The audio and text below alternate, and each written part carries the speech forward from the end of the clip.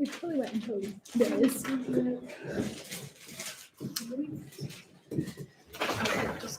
Sorry. I can get that. That's it.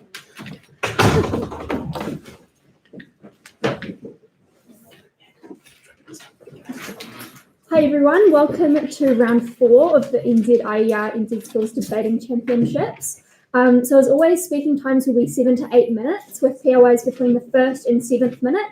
So I'll clap at 1 minute, at 7 minutes, and then twice at 8 minutes. We're going to start the round with an introduction of the judges and speakers with your names and pronouns if you would like to, but you don't have to. For example, my name is Hattie and my pronouns are she, her. Thanks, Hattie. My name is Zach. My preferred pronouns are he or they. My name is Zach. My preferred pronouns are she, her. My name is Sarah and I use she, her pronouns. And that's me. My name is Emma. She, her. Lily. She, they pronouns. Will, he, him. Mia, she, her. Bridget. She, her. John, he, him. Awesome. Are there any further questions? And everyone's all right with being live streamed?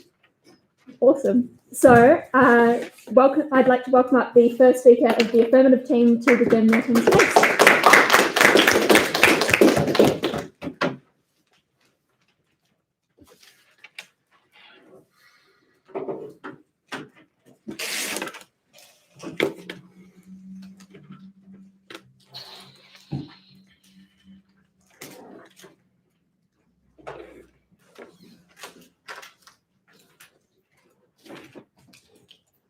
A world without the Olympics looks like countries not wasting precious money on non-necessary infrastructure. It looks like children having healthy sporting role models. It looks like a fairer and healthier sporting environment, and therefore we are proud to propose. We will win this debate today by proving that the Olympics are a waste of money and don't benefit society. In my speech today, firstly, I'm going to address the problem, why the Olympics are bad. Then I'm going to talk about why Olympic culture is like bad for or harmful for society. And then I'm going to lastly speak to why society is better off in our work.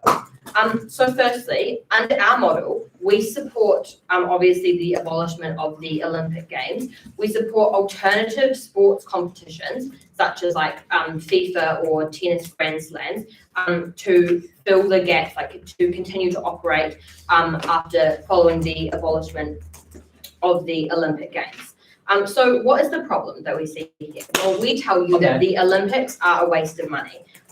So we have 5 reasons for this. Firstly, it costs billions to implement the infrastructure to be able to carry out these Olympic Games.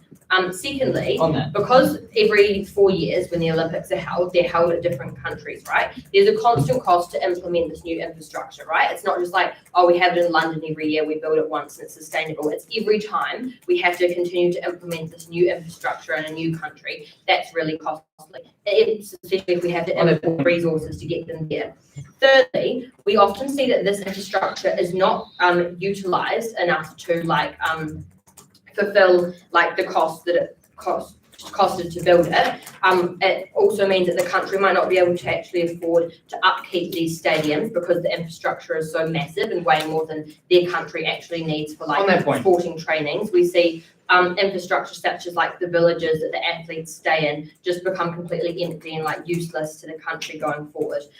Fourthly, we see that for poor countries, it's either just like a major waste of money for their economy and pushes them into further debt, right? Or they alternatively just don't even have the opportunity to be considered to ever host an Olympic Games if they don't have like the capability to provide and carry out this infrastructure. Lastly, it's really, really expensive for competing countries, such as like a developing nation, if they want to partake in the Olympic Games, right? Because of the cost of things like transport to send your athletes there, like the accommodation, paying for your coaches and managers and training facilities. And therefore, even if you weren't hosting the Olympic Games, it's still really inaccessible, for people who want to be involved. The outcome of this is we see a massive amount of a country's government budget is just put towards the event succeeding. We think this is really wasteful because this money is like prioritized over issues we feel, domestic social issues we feel are much more important, like poverty, like infrastructure, like homelessness, like education. And therefore, if we put the money towards the Olympic Games, these issues domestically have less financial support and just become worse off and exacerbate. And meanwhile, like we're wasting money on infrastructure that is not going to be used in the long term, therefore it's not sustainable, that we couldn't afford in the first place. We also see that like developing nations are just like unable to afford to partake in these games and are really disadvantaged at the Olympics, and it will just like worsen off their domestic economy. So now, why is the Olympic culture bad for society? Well, firstly, we tell you that it incentivizes cheating in sports. So, 4 reasons for this. Firstly, athletes are under pressure, like major pressure to succeed, right? And therefore they're encouraged to take like performance enhancing drugs. We saw this in the instance of like Russia, who were banned from the Olympic Games. Secondly, there's a major pressure on the coaches for these athletes to perform so that they can keep their jobs and that they can continue to be paid well. Thirdly, these athletes are under pressure to win so that their country's like investment in them actually pays off. And lastly, because if you fail, if you're not successful at these games, your professional career is likely to be over. You won't get that kind of support again. Also, another mechanism for this is that it incentivizes unhealthy relationships with sports, right? Because if the priority is always to win, winning becomes really obsessive for these athletes. And we tell you that athletes will surpass like healthy training boundaries to succeed. This is really bad, firstly, because of the toll on like mental health, because it results in a massive burnout, because you have way less time to like spend with people like your friends and family, and it looks like a really sad, lonely, unfulfilling life. Secondly, we tell you it leads to really bad physical harms of professional athletes, such as like your joints being destroyed in later life, such as like professional runners training so hard that like we have like expanding heart muscles, which just leads to really bad heart issues down the line in the future. Lastly, we tell you that the Olympics are really inaccessible for the majority. 2 reasons for this.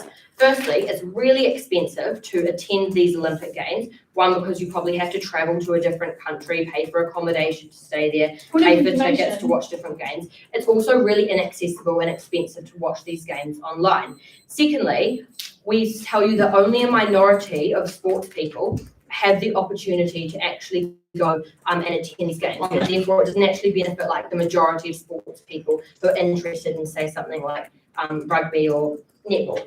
Okay, so the outcomes of this is that it just normalizes, we tell you it normalizes cheating in sports because non-cheaters are like more pressurized in these environments to cheat, right? And kids have these really bad sporting role models and they're more likely and encouraged to cheat. It just ruins the quality and integrity of sports. And because we're seeing it represented on such a like international scale. We also see that the Olympics sets an unattainable, unhealthy standard for sports people. This is really bad because other athletes are likely to follow this leadership because it's being represented on an international scale. And therefore people like get less value from sports. They're not actually getting these physical benefits, these like mental well-being benefits. And lastly, because it just alienates people from these sports if it's not accessible and only the privileged can succeed. Yeah, I'll take a point. Do you not think that like under your side of the house there's still going to be people like Lance Armstrong like in individual sports like Grand Slams that are still going to cheat as well, even when you don't have the Olympics? We see that maybe while this process is carrying out, that we still see like instances where people might cheat, but we see that on an international scale, if we're telling you that like this is something bad and that we do not stand for or support, that in the long term we'll see more like healthy sports role models and it'll be less likely for this to continue. So now, why is society better off in our world? Firstly, it saves a massive amount of money, right? Organizations like FIFA are like is a sporting event that's supported by all countries, not just or lots of countries, not just a single country. So there's greater opportunity for people to attend. Additionally, like only like less infrastructure is needed to carry out alternative sporting events like FIFA, right? We already have loads of football stadiums all over the world, which will then be used by other countries. We tell you that people are not going to be like excluded because with the abolishment of the Olympic Games, it becomes like more accessible, right? So the outcomes is that this money is like put towards addressing more important domestic social issues. The country's in debt and has like way better living standards, and international competitions have like are fairer because they've learned from the failure of the Olympic Games as an example of what not to do. Therefore, we've shown society is better off in our world.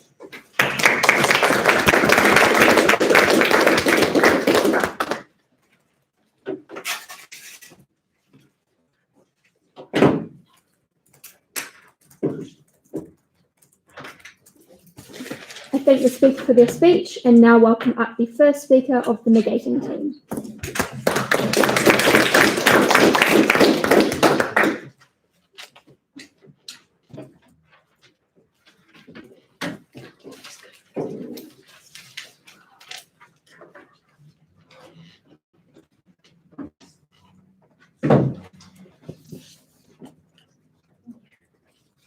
The Olympics are a crucial paradigm for the child in rural Jamaica that has been motivated his whole life by the performance of Usain Bolt on the global stage, or the young female who has struggled to get recognition because the global champs simply couldn't offer her the same lucrative deal for Nike that could have supported her whole life that she would have gone from the Olympics. We tell you it's incredibly damaging to careers, it's incredibly damaging to motivation and cohesion. What's our stance in today's debate? Firstly, like when we think the Olympics, we think this also comprises really important bodies such as the Paralympics, the Winter Olympics as well. We think that side app also has to stand to abolish these things as well. We're going to win today's debate if we're going to prove to you if the benefits of the Olympics override the negatives. So with that in mind, we're bringing 3 substantive arguments to the debate today. Firstly, how we get people disengaging within sport. Secondly, how we get better global cohesion on our side of the house. And then thirdly, Bridget and our split is going to talk about the economic benefits. Firstly, I'd just like to address rebuttal. Let's look at this in 3 ways. Firstly, on this whole waste of money that they tell you. So we just tell you that a lot, like the experience of Olympics, a lot of countries are just largely aware of the massive cost that's involved with it. That's why we get highly developed nations, such as London, adopting the Olympics. We tell you it's probably a great idea if less developed countries that literally cannot have a stable government, like don't host the Olympics. We tell you it's far better to pour support into the countries that know that they can afford this debt. But even with the cost, we tell you that this is largely mitigated by the massive return that they get. We're just going to be addressing with this in her substantive point, but just quickly, this looks like things like mass tourism. This looks like hotels, small restaurants, local businesses. This is what you get when loads of people come in to watch the Olympics, but also it's just a great way in the long term for countries to promote and brand themselves as really lucrative adventures for tourism in the long term. That's really, really important. On to my other bit of rebuttal. Note that most of their points that they came out with, such as drugs and competition, were mutually exclusive to the Olympics and exist on either side of the house, but let's just engage with it anyway. So secondly, on the atmosphere of sport, like we just tell you things like drugs have like really important regulatory mechanisms. That's why they told us that Russia was banned from the Olympics, because they like were found for drugs. We tell you that things are like Tour de France, we had Lance Armstrong, like that's really dangerous. Like on either side of the house, we think there's incentives for achieving. And thirdly, like this pressure point just completely fell nude. Like any FIFA athlete or Serena Williams is probably just going to feel the same amount of pressure that you do if you're representing your country on a global stage. Like that's just not any, like if they have to stand for sport, which they're really proud to do, they also just have to stand for the pressure of sport. We think that just comes alongside with it. So let's look at my first founding point, how we disengage with people in sport. This sort of like acknowledges the whole accessibility point as well. So we tell you that the Olympics is the pinnacle of sport, right? Millions and millions of people tune in because it conglomerates loads of different sports into one big network. Note the key structural difference on our side of the house is we get greater audience attention because we're not dividing them into their niche interests in sports. We get better, we don't dilute this intention. So let's just take, for example, pole vault. Like Eliza McCartney won numerous events at like pole vaulting world championships. On that. Actually, no one really cared. But as soon as she got a bronze medal in the Olympics, she became massively famous.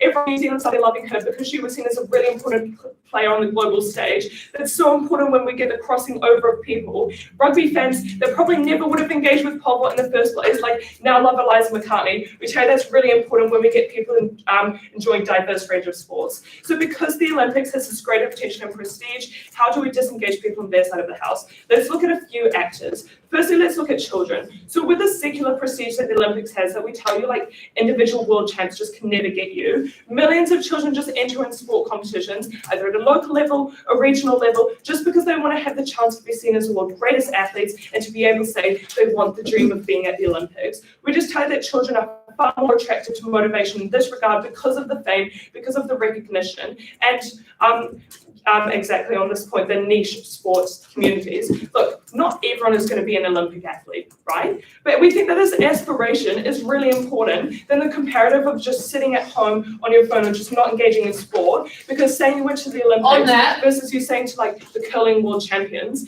just simply isn't attractive enough. When you get engagement with local community groups, when you get greater social agency and fitness, etc., that's really important benefits. Let's look at our second actor, ambivalent sport watchers. We tell you that when we remove the Olympics, we create a massive vacuum that simply can't be filled by what they wanted to tell you by Grand Slams, by FIFA tournaments. We tell you this is really harmful for two reasons.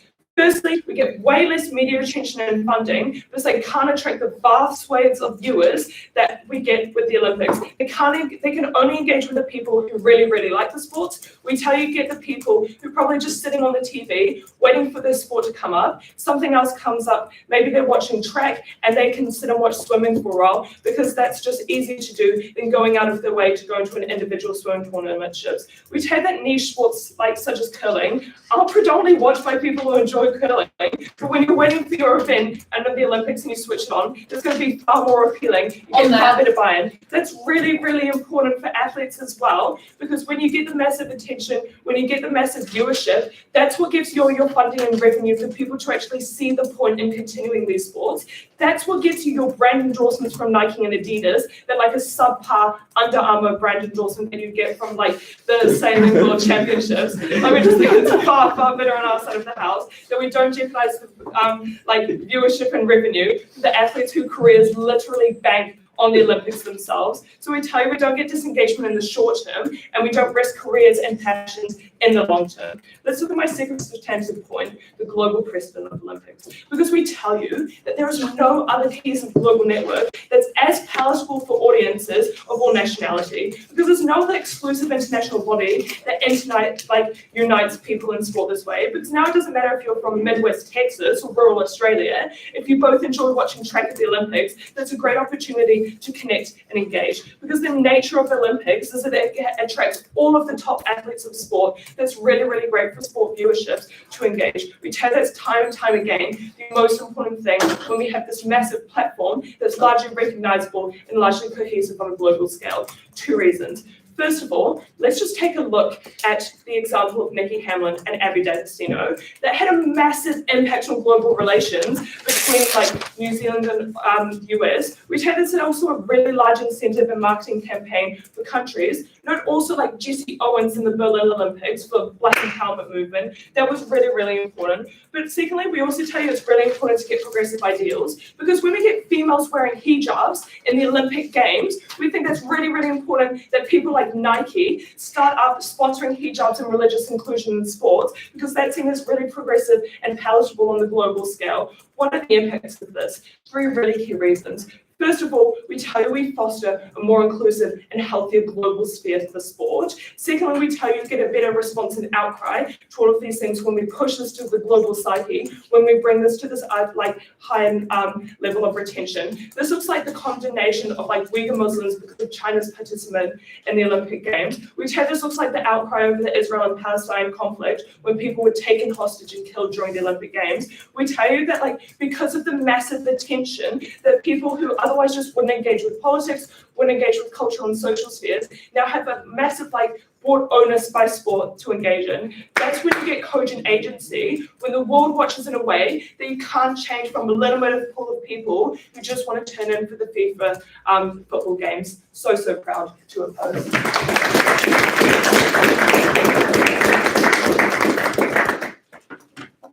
I thank the speaker for for their speech, and now welcome up the second speaker of the Affirmative Team.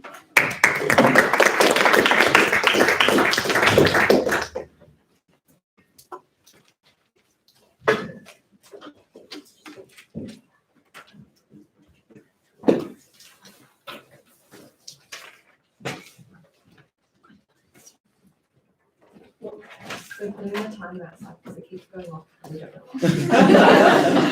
I'm sick of it, I'm done.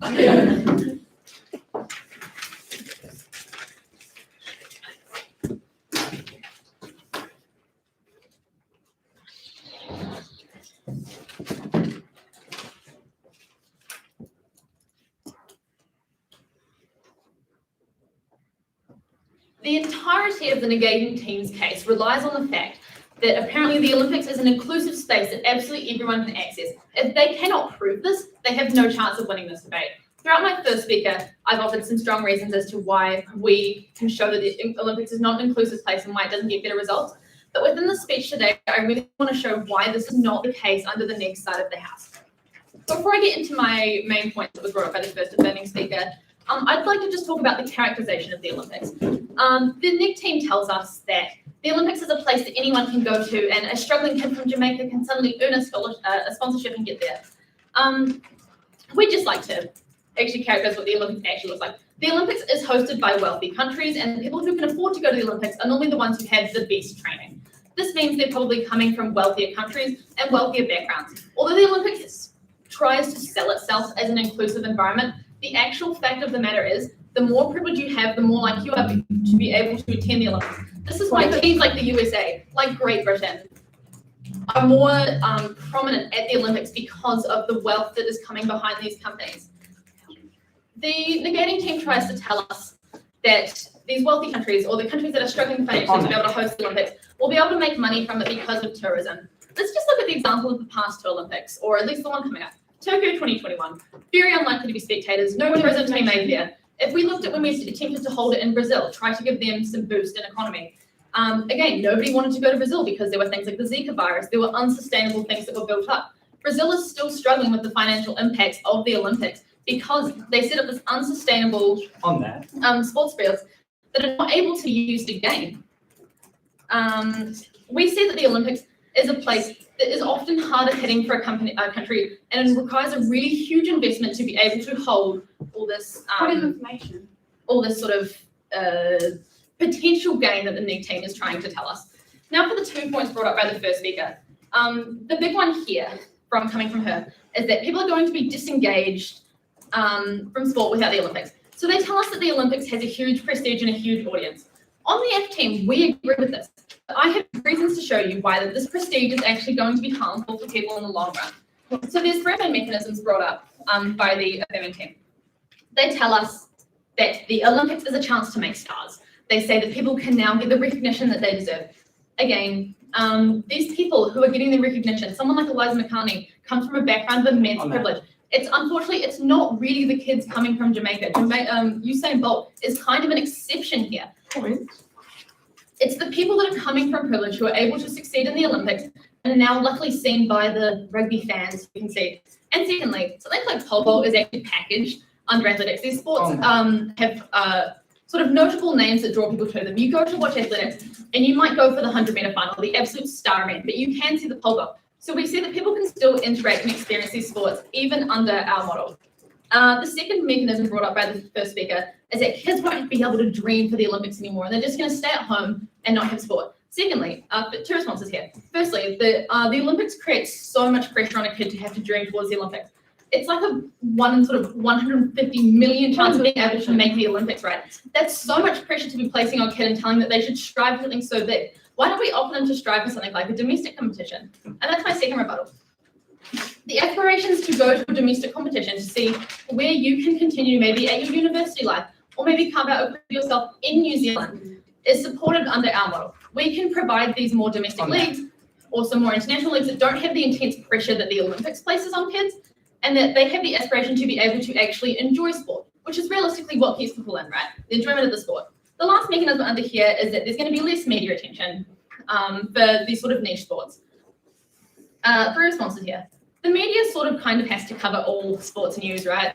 Like if someone does exceptionally well in curling, it doesn't matter if curling is not a huge sport because that's an achievement for us all to be proud of. We want to see we want to see sports people do well. So curling is going to be able to gain those supporters in another way. Secondly, they say that it's better that curling gets some kind of casual viewers who are just watching it because they have to. On the F side, we prefer people to have passionate supporters who care for the game and care for the love of the game. We'd rather curling be seen as something by people, or curling or any other sport seen by the people who actually love it and people are going to gain the most out of it. They're sort of under the same mechanism of less media attention. They say there's going to be less sponsorships to people. These sponsors will probably likely move to these smaller leagues where they're able to engage with more people. Point of information. Actually, I will take it. When a sponsor goes to a smaller league, right? Sponsors only give out sponsorships so that their brands are endorsed at a really high level that everyone sees. How would this still happen under a smaller league? Because the smaller league is what people are watching, right? You're still able to go to your grassroots kind of place and see these competitions. You're still able to see them on your TV. So essentially, at the end of this point, we've shown the fact that we're not actually going to be, we're going to have negative effects on the prestige. We're not actually going to be gaining more sponsorships. Now onto the second point brought up by the first speaker. This one is not sort of touched as much. So it talks about cohesion. And essentially the main key idea of this point is that the Olympics is going to bring people together and it's going to be a space where progressive things can happen. There's kind of two mechanisms here. First is that it joins the perspectives together and that people can share through the love of sport. The Olympics is widely politicized, as they've told us. People don't just suddenly drop all beliefs because of the love of sport. In fact, the Olympics is a highly charged zone. Countries are pitted against each other and are unlikely to form compromises because they're in it for the competition. They want to win. They don't want to make friends. And a country has an incentive to lead these kind of conservative and not make changes so to not cause a backlash. And then that's the second idea here is that the Olympics allows a place to have inclusion and create new ideas. First of all, these brands, something like Nike, is likely to give someone something non-controversial. They don't want to have the backlash of an athlete who may be supporting something like Palestine. They want to give it to someone who they know can get the most money for them and won't receive the backlash. So essentially, at the end of this point, we've shown that this cohesion point is not a huge actually player in the debate, but also that it doesn't create the outcomes the NEAT team is telling us. Now to move on to my split. Essentially, what I'm going to tell you here is how this improves all other sports, even if the Olympics is cost efficient, even if we still have the prestige for all the athletes. So essentially, the sports in the Olympics are highlighted because they're there. If you're not in the Olympics, you don't get the recognition. So there's three main players that are hurt here. The first is non-Olympian sports players. The first is people who play Olympic sports but in smaller leagues. And the last one is actually Olympians themselves. So for the non-Olympic sports, your sport remains unrecognized and you're not represented in the media. This means that people aren't going to care as much about the sport and people won't want to get into the sport because there's no sort of real end goal here. You won't be able to visualize the future in the sport because there's no obvious end pathway.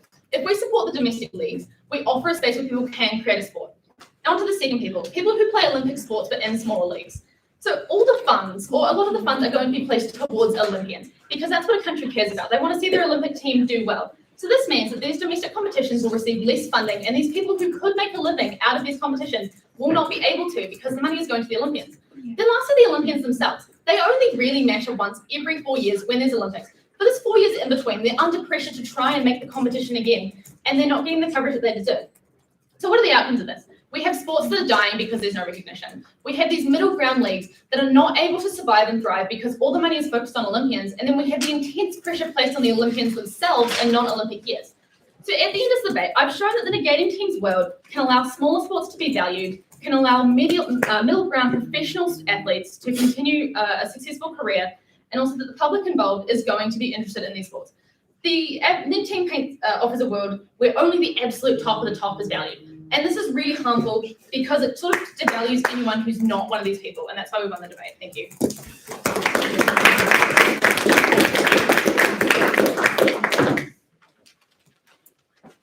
I thank the speaker for their speech and now welcome up the second speaker, the negating team.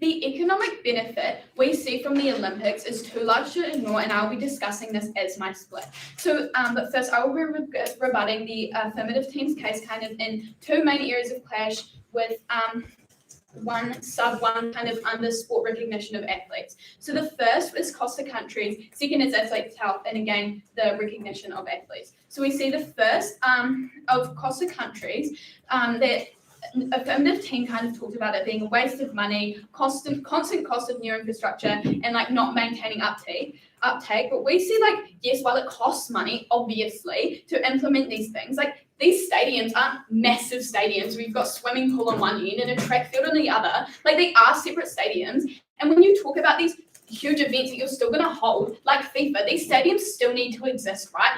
Just because it's Olympics doesn't mean these sports fields are bigger, doesn't mean these swimming pools are bigger. Like they're the exact same. And we see like this like claim that infrastructure would just not be used. It's just not true. And so talking about like the expensive uptake, like we still think like with these events still happening, this is still going to be true, like under the model where you have these events still happening. And talking about how in the cost of countries where some countries it's too expensive to send these people, this is still true under their side of the house. Why would the Olympics in another country be more expensive to travel to than a still competition in another country to send these athletes? It just does not, it's just, how are you going to send someone? Like, what is the difference of sending someone to Australia for the Olympics to sending someone to Australia for the Grand Slam? It's just the same harm, even that just is a sunk harm. And then, like, talking about how Tokyo, like, won't have spectators and, like, with Brazil, but, like, just won't this in the future? I mean, people are more inclined to travel to this event, to the Olympics, because,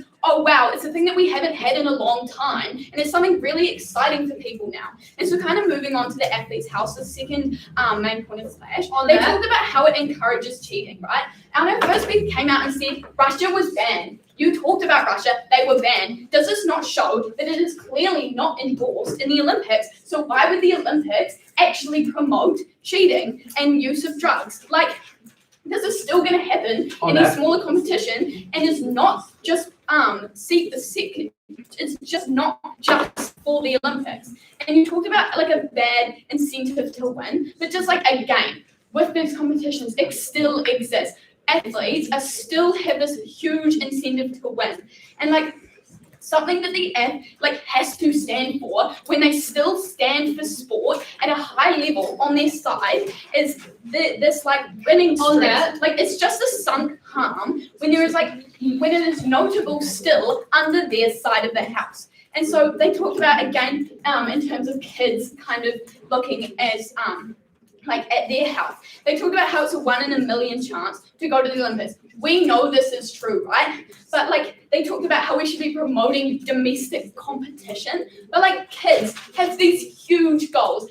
You see these little children, they're like, I want to go to the Olympics. No, not every one of them will go to the Olympics. It's true, but if you tell a kid, oh yay, you get to go to the Wellington regional swimming versus maybe one day you'll get to go to the Olympics. It's just not the same. It's not the same incentive at all. If kids don't have these goals, they will be crushed. Kids have these huge egos. It's just true. It's just not fair on kids. It doesn't provide any incentive at all. It's just not. And kind of moving on. Onto the third area of clash on sports recognition, there was just kind of one point where Nike is more inclined to give to non-controversial people. But we have seen this before. Do we not remember when Nike had they promoted football in America where they were kneeled, and yes, they received backlash from that. People were burning their Nike shoes, and they are already doing Nike hijabs. Obviously, they're not going to give to really problematic people. No one's going to do that, and we actually think that it's a good thing because then it actually puts out, okay, this person isn't being endorsed by a big company. Let's not support that. It actually shows people what is a good thing to support and what is not. Okay, yes, okay. If the Olympics has the prestige that you say it does, is there not more incentive to cheat to try and win it? Well, when we talk about that, but when you take away the Olympic prestige, right, we have these smaller, things. We talk about Olympic having prestige as a little wide range of it's a wide range of sports. When you limit it to these smaller, these still really big events, but these smaller, right? When you limit that, winning is still like the main goal of an athlete. It's still going to exist. It doesn't lessen because it's not the Olympics. We still think Olympics is just a huge goal. We talk about that with children, and we still stand for that. So moving on to my point on how the Olympics actually brings in economic gain. So we see two reasons as to why this is true. We see a local impact from tourism and a personal gain of athletes. So in the first mechanism, we firstly look at how there is a local impact through tourism. So tourism is a large bring-in of money for the local community, right? So we see a large demand for places to stay, eat, and things to do. Like this just happens. So predominantly, those who work in restaurants or sightseeing or just anything to do with tourist-based activity are low-income earners. So when we see tourists with expendable money, a lot goes directly to those local communities who need it the most. Without this in-person drive to go to the Olympics, there will be less incentive to visit these countries. When we have high demand, yes, we see that these big international hotels will fill, but when they fill, we need local areas. Local areas will benefit from the rooms that are used up. So this benefit of incentivizing tourists is not just applicable it's just not applicable on their side of the house, because when we only have one sport-based world, that demand, because the amount of people going to those local services will just not exist. What would happen is just filling of these big corporation hotels with no demand for the extra services that the locals provide. And moving on to my second point, second mechanism as to why the overwhelming economic gain is true. And this is on the gain of athletes. So we see athletes from Nigeria, for example, we kind of talked about this in our first speaker, going to the Olympics and gaining sponsors from these huge brands. Again, when we take this away, there is little incentive for these sponsors to actually make these deals. Again, we kind of talked about this in a POI, as they are only in them as coverage of good athletes in their brand. If you put someone in your brand, you want them to be on the, being on the Olympic stage is huge. They are running in Nike, they are running in these things. So when we take this away, this limits incentive, right? This looks like athletes from poorer countries missing out on the income-bringing deals that could benefit an entire family. And when you kind of talked about Usain Bolt being a really small minority, this just does not happen commonly. It actually does. We do see these Nigerian athletes coming through because they are good. And if you have a good athlete in your thing, it actually makes the people who are viewing it are going, okay, there's a good athlete running in Nike. Does that make Nike good? It actually puts that in people's minds. And so when we don't have that, because we don't have people watching, we see the impacts of this look like when we don't have that, we don't, and not people watching, we don't have this incentive to buy Nike, and Nike's just well, there's no point in endorsing these athletes because they are not going to bring in brand deals, not going to bring in income anymore. As we see the impacts of both this look like uplifting the community when an expendable tourist money is spread. So it looks like underfunded athletes being recognised and rewarded for this. And we on the negating side stand to uplift communities and support small athletes on a career path. Proud to oppose.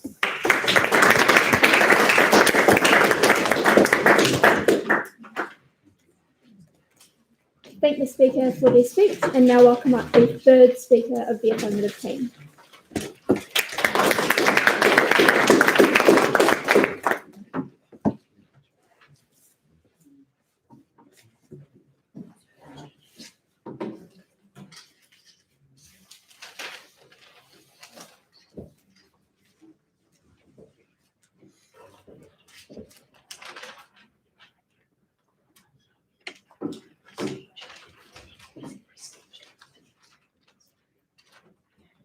On our side of the house, we recognise that Olympic-level sports are a financially unviable, toxic mess that corrupts the good nature of sports as a whole. The name and prestige associated with an Olympic medal leads countries to spend exorbitant amounts of money and push their athletes to the edge of insanity. Proud to support this move today. 4 points of clash for you today. Firstly, around economic benefit, around cheating, around this kind of equity that can be achieved, and around the international kind of relations that we can get. We'll start with international relations. It's a quick point we can just get it over and done real quick. Firstly, the idea that people are likely to engage with international politics because of sport. We don't see this as happening super much on their side of the house. We see people go to watch the Olympics because they want to have fun, they want to enjoy themselves, they want to watch a good game, right? What they don't want to do is spend 2 hours researching the Israeli-Palestinian conflict. They're not very keen on getting anything other than entertainment out of these sports because that's not what they're there for principally. right? So we're not going to see any kind of exterior interest in these social causes that are happening. Instead, what we see is people going for sports and purely nothing else. That's not much different on our side of the house. They try to claim that as a unique benefit. It's not. Finally, on this point around how this can create some sort of sense of international cohesion. Generally, what they're talking about is like these sort of sports meetups, people being able to get along with one another. We see this happening between like unique fans of the sport, like people who are like really close on that sport.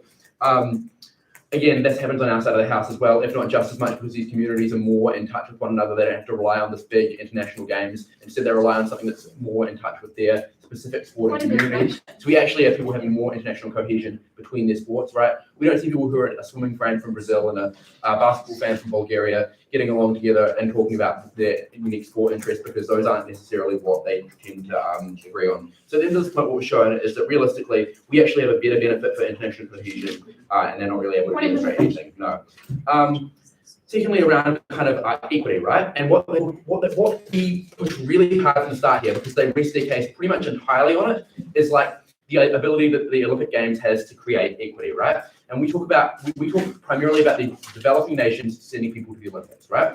Again, this material isn't heavily engaged with, but we'll get into it anyway. Like developing nations, they likely cannot afford these A+ coaches, these A+ trainings that are required to compete on this highly televised level, right? You say, well, is an exception. He's famous precisely because he was an exception, because his story inspired people, because he came from nothing. They don't actually have that many of those at the Olympics. A lot of people at the Olympics come from these quite rich backgrounds. They come from relatively wealthy, even within a developing country. They come from backgrounds that are wealthy with themselves. So we actually don't have we don't have these many people who rise up from the dirt, from the ashes, right? So these developing countries don't have the amount of developing countries don't have the amount of resources to send people there. So they can't compete on the same level. On our side of the house, with the comparative there, that's a bit different. The scale is smaller, the people are more focused on the sport itself, and you don't have that international attention, that pressure, that drive to succeed for your country's name. Instead, you're succeeding for the name of yourself and your team. That's so much different when you don't have that entire family back at home, that entire base at home watching you. That removes a lot of that pressure on cheating that we'll talk about later on. But that's a lot of the reason that we don't have that we have a lot less of this disadvantage to developing nations. So there's a completely different pressure here. So we win that side of the thing. Also around equity, there's the idea that like there'll be more sponsorships for these people, and that'll really help to benefit a greater story. Like we hear like Nike won't want to sponsor people if these people aren't competing in the Olympics, right? We want to talk about like where do these companies that sponsor people get their money? Primarily they get it from sports fans, because that's who they're marketing to. These fans are still going to be engaged on our side of the house, if not more, because they are actually getting to experience the sports that are most passionate, that they're most passionate about, right? So Nike and the like can actually hone in on the audiences that they're looking for. If they want to sell netball hijabs, they don't have to spend a massive amount. They don't have to go right in on these like international style tournaments. They can go right on the netball tournaments and sponsor netball stars who appear there, appeal to Muslim women who play netball. That's a benefit for them, and that's a benefit for the gross viewership, because you're actually promoting within the sports that matter most to these people, right? So on our side of the house, what we proved throughout this point is that like generally we get more equity on our side of the house, because in our exclusive tournaments, or in our exclusive to a sport tournaments, we have like countries that are actually able to more engage with the sport itself, rather than engaging with like this global broader audience. It becomes less of a reality TV show and more of a sporting competition. And that's what we're proud to support. Finally, around economic benefit, and they talk about like how the Olympics is hugely economically beneficial for countries. First of all, just like factually, it's not, right? Like Brazil's, again, as they said, still paying off the cost of 2016. But also, like, there is like, there's a serious problem with like economic benefit for businesses that they get here. They talk about like how businesses can come in and like make a bunch of money off of all this tourism. Yes, they can. First of all, it's for a short term, it's a period of a few weeks. But comparatively, that benefit is dying out, right? Streaming the Olympics is becoming more and more powerful, and that is going to get more and more as the time goes on. Yes, there's money being made out of that. There's money being made out of the tourism. But where's that money going? It's going to the owners of the hotels. It's going to the people who run Sky. It's going to the people who run TVNZ. Certainly, it's not going to the workers in these hotels. Certainly, it's not going to the people who are actually, they claim to be helping on their side of the house. It's not helping these communities. It's helping people who make money off of these communities, right? That's what we're proud to stand against, right? It's a system where like we can actually see the Olympics just being used as a tool to generate profit for those who are already in power. And even when this money is made off the Olympics, right? The actual costs that are being incurred, the costs being incurred onto the public, right? The benefit goes to the people who run these businesses. The costs go onto the public. The costs go onto possibly influencing social welfare, or going into all these sort of things that governments could be spending money on, but are instead spending money on building big stadiums. Again, on the idea of building big stadiums, because they said, you don't have to construct a new Olympic plaza. First of all, pretty much every nation that's hosted the Olympics since like the 50s has constructed an Olympic stadium for it. Like that's a thing that happens. That's not like that. They don't just necessarily use every resource available in the country, because generally they want a place that all the attention can be congregated. That's unique to the Olympics. On our side of the house, what we see is that there are likely some sorts of unique stadiums that cater to a separate sport, but they're spread out and far apart, which means they're not ideal for the Olympics. That means that that on our side of the house, we don't have to undergo that high financial cost the Olympics requires. So at the end of that point, we show that the benefit for the people and the benefit for the economies of these countries is far greater on our side. Finally, around cheating, there was kind of the idea that there's just likely to be just as much cheating within individual sports. They bring up the example of Lance Armstrong. Obviously, there's still going to be cheating anywhere, right? But on our side of the house, there's less incentive to be cheating. We can't get rid of cheating, but imagine how much more pressure, how many more people like Lance Armstrong there would have been if he had had the entire name of, I think, the UK attached to him, right? If he had had that entire pressure of all of the people from those nations gunning for him, not just because he's Lance Armstrong, but because he's from the UK. So what we see is the people on our side of the house, people prioritizing based on the national status on their side of the house, and on our side of the house, looking after cheating, not cheating occasionally, but mostly based on personal prestige, whereas we have that international pressure, which is so important pushing these people forward. So at the end of this, what the debate rests on, weighting wise, is that they have to show effectively that the Olympics are able to guarantee more equity, since that's what they base it off. They haven't been able to show that at all, and so we've been able to win this debate. Thank you.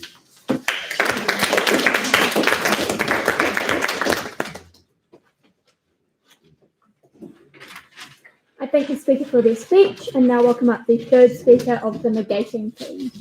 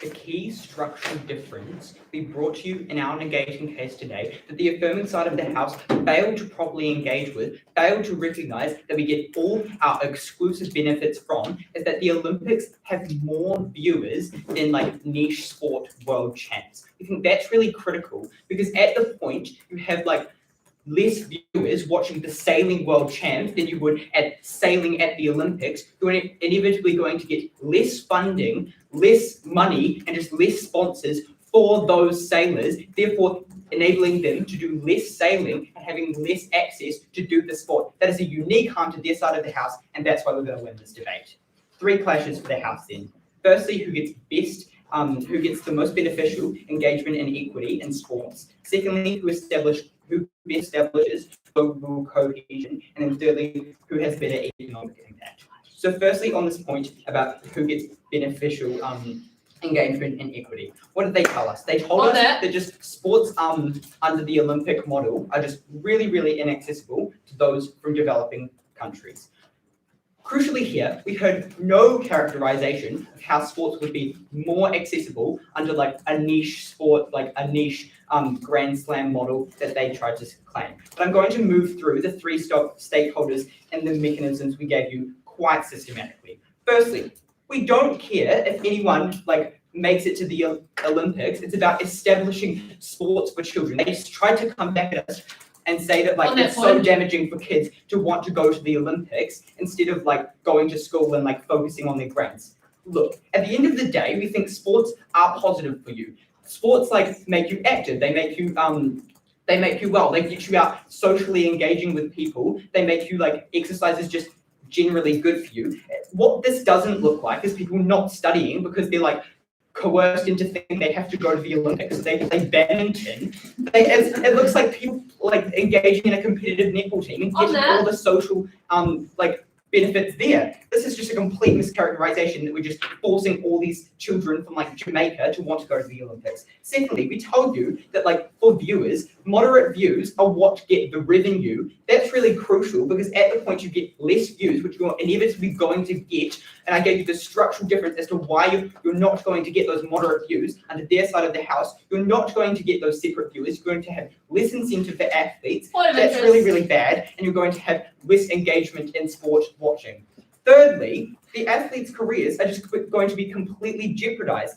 The lack of viewers means they're going to have not better pay. They're going to have a really unstable career because they don't know if they can go to these world champs. We think even if like it's relatively like not that accessible for people in developing countries under the Olympic model, we think it's just going to be even worse under their side of the house. They've developed no mechanisms as to how this is achieved under their side of the house. They then said it was really, really damaging for like niche sports because you're going to get better publicity under niche sports under their side of the house.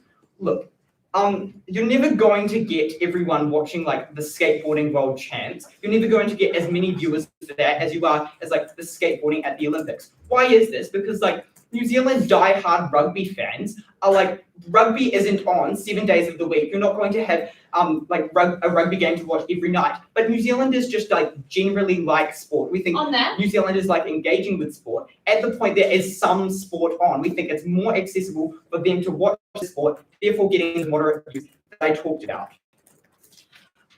There was this whole clash about cheating in sports. They told us that like the Olympic culture incentivizes cheating because there's a major pressure on athletes and it gives unhealthy sports relationship.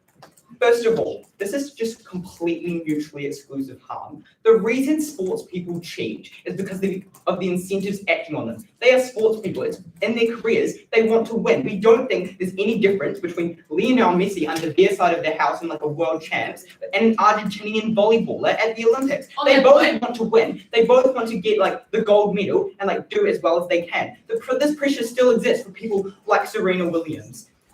The reason Lance Armstrong and Floyd Landis took drugs and like completely completely undermined all their achievements is not because of the Olympic pressure. It's because they want to win. They want to get the gold medals so they can actually do really, really well. But secondly, Olympics, like the Olympic model, we think even if we do have cheating under the Olympic model, we think it's better because of the like more viewers, so we're like better able to hold them to account and like there's always going to be more people watching, and therefore, like, we're better able to hold those sports people to account. Yeah, I'll take a POI if there is one. If the focus for kids to get into sport is placed on winning like it is in the Olympics, aren't we just setting them up to burn out if they can't get there? Okay, I appreciate, like, it's kind of bad that, like, we make kids, like, give kids false hope if they are engaging with sports, but I still don't think people, like, are going to just be coerced into playing sports just because they want to make, like, an elite sports team, and they're just going to do this. The reason people, like, play sports is not because they have, like, they really, really want to win. We think at the best, in our case scenario, at least we encourage them to like be competitive, be a winner. Under their side of the house, they're just going to have like all these people not engaging with sports, just like on their phones, facing a screen time epidemic because they're not going to have access to this wide range of sports that our case gives you structural reasons that we have. Secondly, who best establishes global cohesion? We told you at first the two key mechanisms for doing this. We told you we get better global relations and we get better publicity for social issues.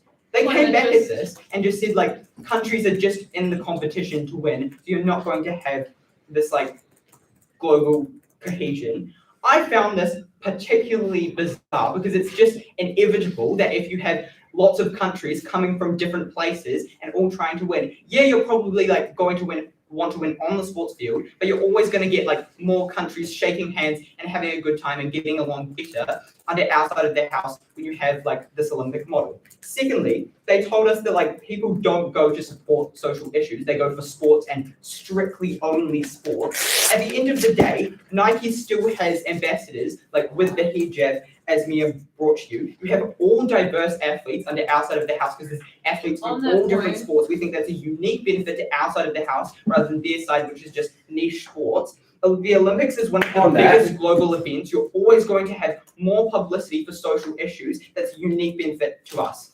Thirdly, on this point of clash about who has better economic impacts, they told you like it really, really wastes money. They gave you heaps of examples, but it basically all flowed under that singular line of analysis that it just wastes money for the local economies.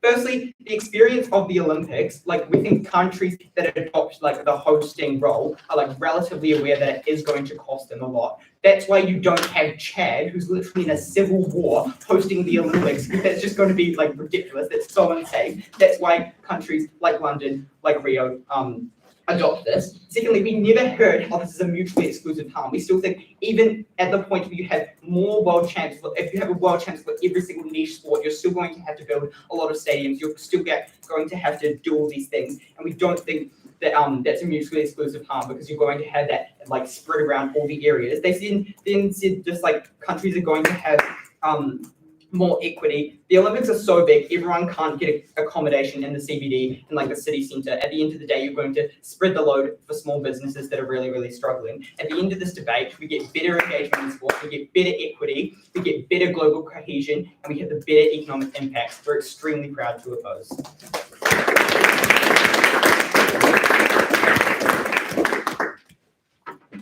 Thank the speaker for their speech, and as is traditional, we reverse the speaking order. So I'd now like to invite up the leader of the negating team.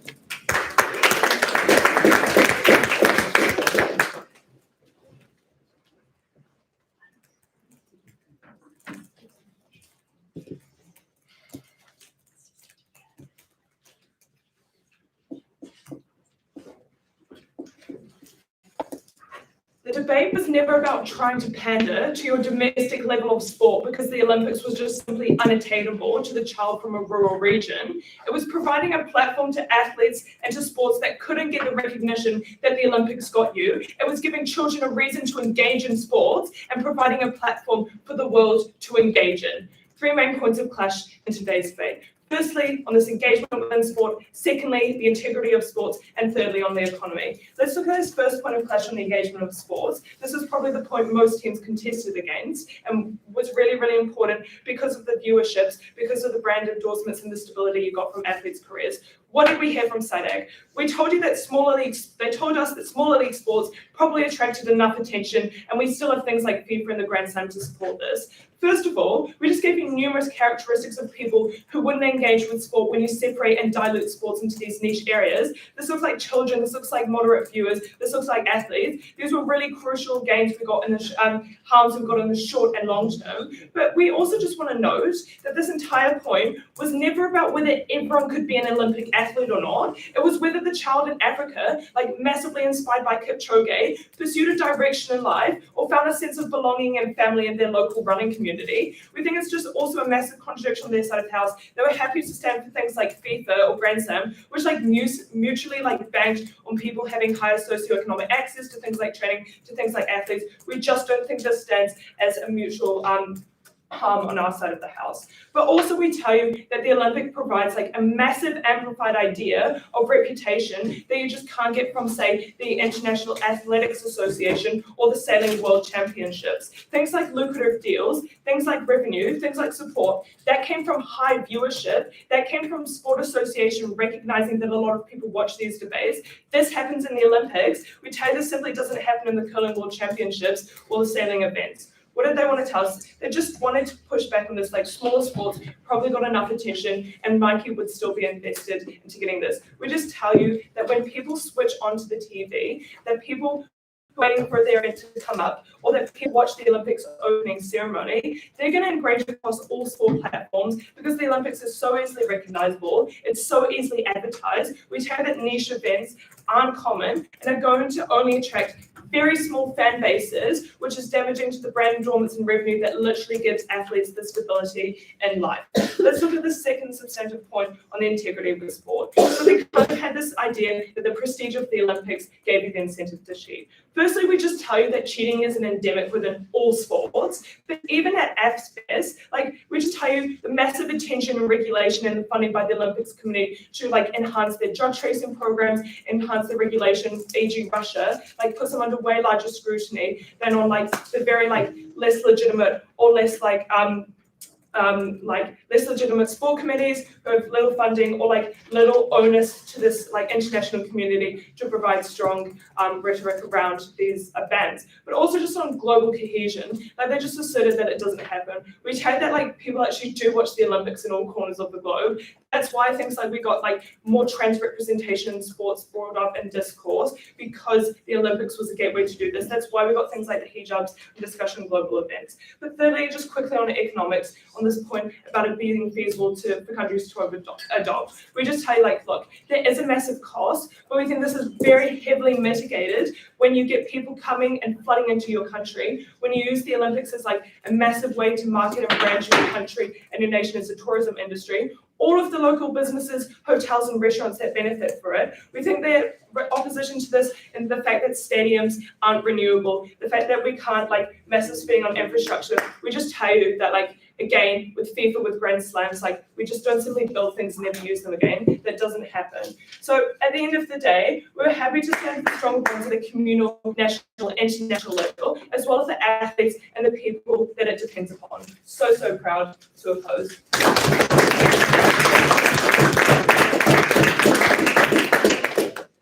Thank you, speaker, for their speech, and now welcome up the leader of the Affirmative Team.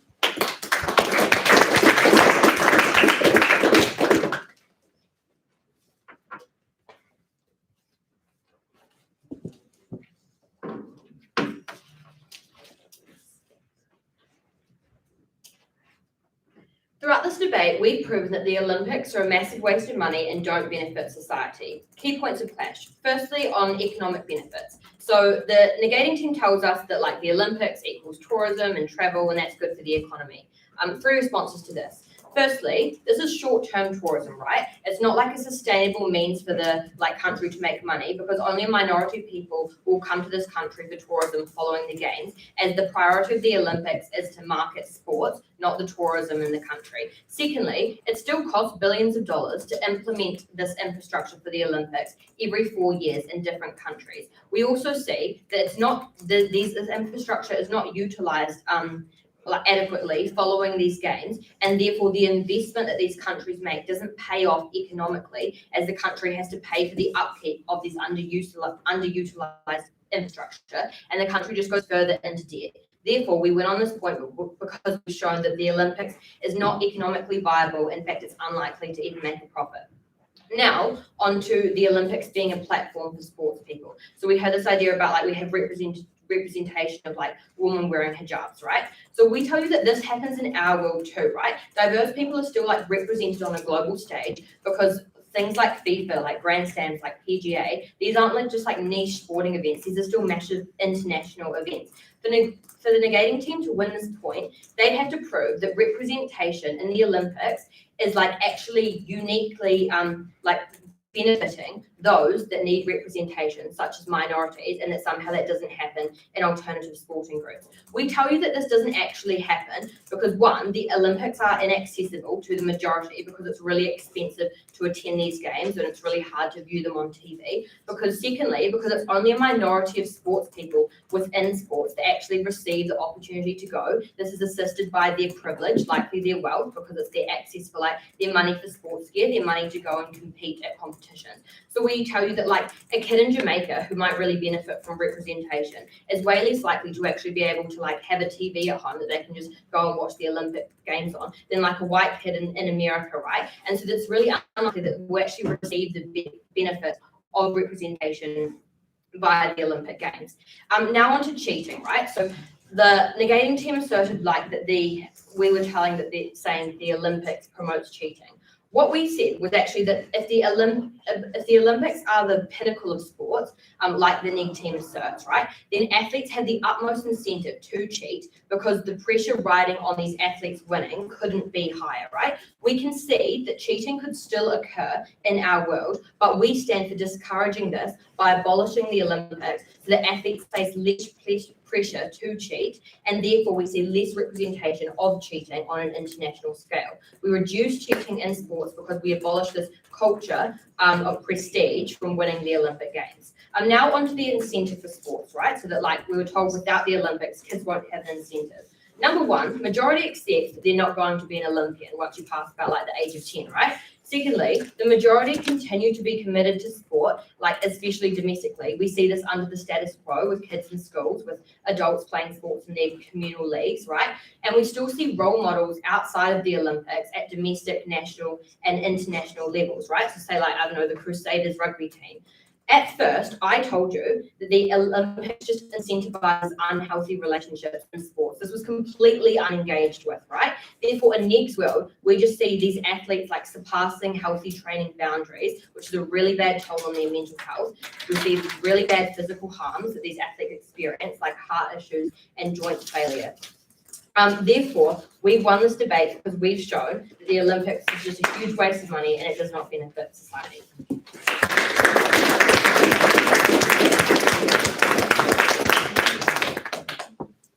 Thanks to both teams for what was a really great debate. If you could now cross the floor to shake hands and then leave the room, that would be fantastic.